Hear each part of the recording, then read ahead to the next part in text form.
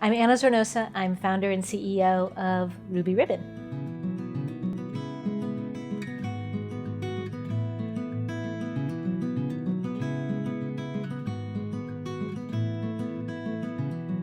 When I meet entrepreneurs today and they're looking to raise money, they'll often think that they'll know they have a good idea if they're able to get a venture capitalist to invest in them. And so if the venture capitalist says, do you have data to show that the customers will respond to this? The entrepreneur will say, well, if you want data, I'll go out and get you data. And I always say that is the wrong way to approach it. If you're starting a company, you're going to go without vacations.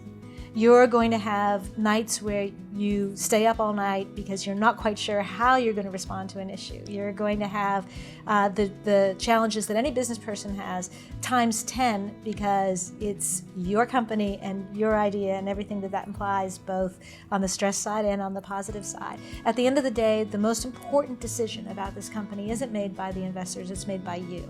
You'd better have a business plan that you 100% believe in.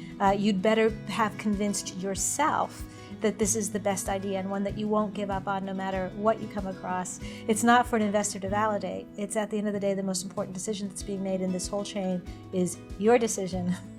And you have to be 100% sure that this is a good business to start.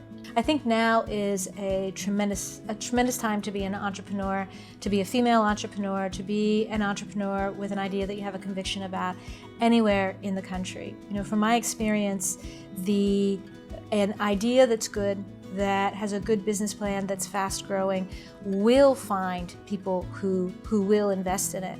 And I think that there are some things happening today that make that a little bit easier than it would have been in the past, including for female entrepreneurs.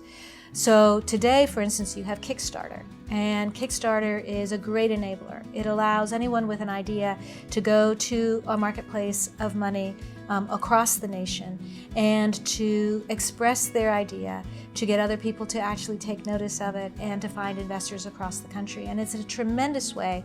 When I started Ruby Ribbon, there wasn't a Kickstarter, and I seeded the company myself out of my own income. Today, if I had the same idea, I would not only use Kickstarter as a place to get the seed money, because the seed money is available and organized to take a look at companies expressed in that way, but also because it's really affirming that when you go onto Kickstarter with your idea and show it, you start to show that there are people in the country who agree with you that this is a good idea, that agree with it. Whenever you involve venture capital in a company, you need to be very dedicated to very, very high growth.